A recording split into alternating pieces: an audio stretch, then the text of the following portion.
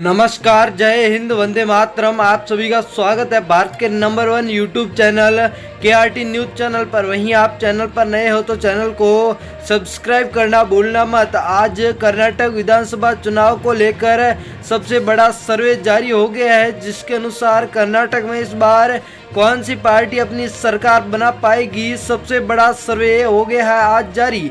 जो 7 बड़ी एजेंसियों ने मिलकर ग्राउंड लेवल की रिपोर्ट के अनुसार सर्वे जारी किया है, जिसके अनुसार क्या बीजेपी पार्टी अपनी सरकार बना पाएगी या कांग्रेस पार्टी मार जाएगी बाजी या जेडीएस पार्टी सबकी रातों की नींद करने वाली हैरान। आखिरकार कर्नाटक विधानसभा चुनाव राजनीतिक में क्या बड़ा बदलाव नजर आ रहा है, वो आज इस सर्वे के माध्यम से आपको पता चल जाएगा। पहला जिला दावणगेरे जिला, जिसमें 8 सीटें हैं, जिनमें से बीजेपी के खाते में 1, कांग्रेस के खाते में 3, जेडीएस के खाते में 2 व अन्य पार्टियों के खाते में 0-0 के आंकड़े नजर आ रहे हैं। आपके अनुसार कर्नाटक में कौन सी पार्टी सरकार बनाएगी, कमेंट बॉक्स में बताना जरूर। मैसूर जिला, जिसमें कुल 10 सीटें हैं, 10 सीटों में से बीजेपी के खाते में 3, जेडीएस के खाते में 4, कांग्रेस के खाते में 3, वहीं अन्य पार्टियों के खाते में 0-0 के आंकड़े नजर आ रहे हैं। इसी के साथ अगला जिला तुमकुर जिला, जिसमें कुल 10 सीटें हैं, 10 सीटों में से बीजेपी के खाते में 2 सीट,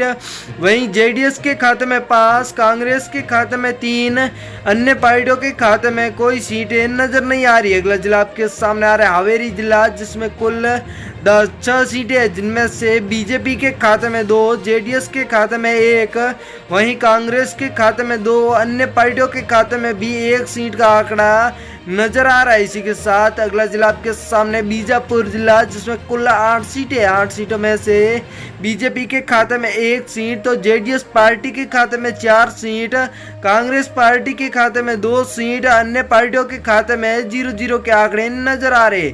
सिंकमगलूर, जिसमें कुल 5 सीटें हैं, 5 सीटों में से बीजेपी के खाते में 2 सीट, वहीं जेडीएस के खाते में 2 सीट, कांग्रेस के खाते में 1 सीट, अन्य पार्टियों के खाते में 0-0 के आंकड़े नजर आ रहे। इसी के साथ हसन जिला, जिसमें कुल 7 सीटें हैं, 7 सीटों में से बीजेपी के खाते में 2 सीट, जेडीएस के खाते में 2 सीट, वहीं कांग्रेस के खाते में 3 सीट, अन्य पार्टियों के खाते में 0-0 के आंकड़े नजर आ रहे। अगला जिला आपके सामने रायपुर जिला, जिसमें कुल 7 सीटें हैं, 7 सीटों में से बीजेपी के खाते में 2 सीट, वहीं जेडीएस के खाते में 1 सीट, कांग्रेस के खाते में 4 सीट, अन्य पार्टियों के खाते में 0-0 के आंकड़े नजर आ रहे। अगला बेल्लारी जिला, जिसमें कुल 9 सीटें हैं, 9 सीटों में से बीजेपी के खाते में 2 सीट, वहीं जेडीएस के खाते में 3 सीट, कांग्रेस के खाते में 3 सीट, अन्य पार्टियों के खाते में 0-0 के आंकड़े ही नजर आ रहे। अगला जिला बांगलकोट और जिला, जिसमें कुल 7 सीटें हैं, जिनमें से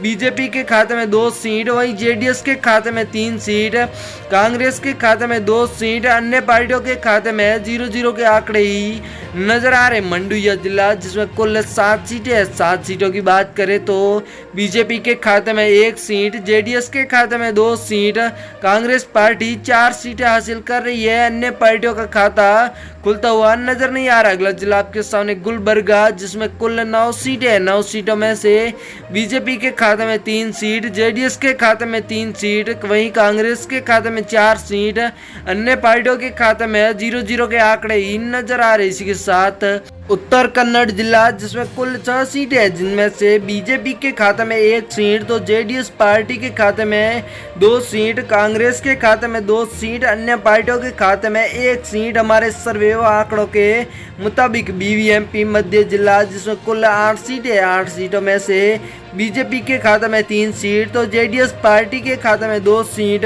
कांग्रेस पार्टी यहाँ पर 3 सीट, वहीं अन्य पार्टियों के खाते में कोई सीट नजर नहीं आ रही। अगला जिला बेलगाम जिला, जिसमें कुल 18 सीटें, 18 सीटों में से बीजेपी के खाते में 6 सीट, वहीं जेडीएस पार्टी के खाते में 7 सीट, कांग्रेस के खाते में 6 सीट, अन्य पार्टियों के खाते में 0-0 के आंकड़े नजर आ रहे। चित्रदुर्ग जिला, जिसमें कुल 6 सीटें, जिनमें से बीजेपी के खाते में 2 सीट, वहीं जेडीएस के खाते में 2 सीट, कांग्रेस के खाते में 2 सीट, अन्य पार्टियों के खाते में 0-0 के आंकड़े ही नजर आ रहे। इसी के साथ अगला जिला आपके सामने बंगलोर अर्बन जिला जिसमें कुल 7 सीटें हैं। 7 सीटों में से बीजेपी के खाते में 3 सीट, वहीं जेडीएस के खाते में 2 सीट, कांग्रेस के खाते में 2 सीट, अन्य पार्टियों के खाते में 0-0 के आंकड़े नजर आ रहे। कोलार जिला जिसमें कुल 5 सीटें हैं। 5 सीटों में से बीजेपी के खाते में 1 सीट, वहीं जेडीएस के खाते में 1 सीट, कांग्रेस के खाते में 2 सीट, अन्य पार्टियों के खाते में 1 सीट का आंकड़ा नजर आ रहा है। इसी के साथ अगला जिला आपके सामने बीबीएमपी दक्षिण जिला जिसमें कुल 8 सीटें हैं। 8 सीटों में से बीजेपी के खाते में 3 सीट, तो जेडीएस पार्टी यहाँ पर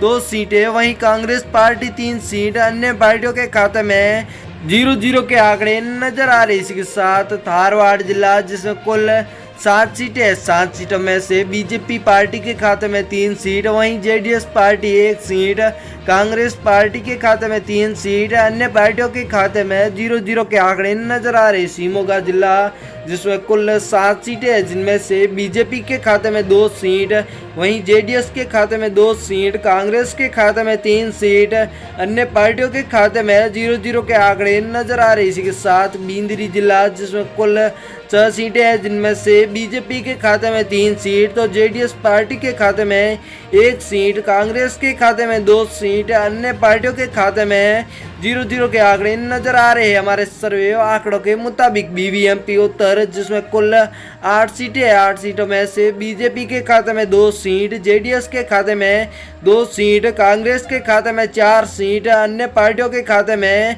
0-0 के आंकड़े नजर आ रहे हैं। वहीं कर्नाटक विधानसभा चुनाव में वहीं कांग्रेस व बीजेपी के मध्य टक्कर का माहौल नजर आ रहा है। ऐसे में कौन सी पार्टी सरकार बना पाएगी, आप कमेंट में जरूर बताना।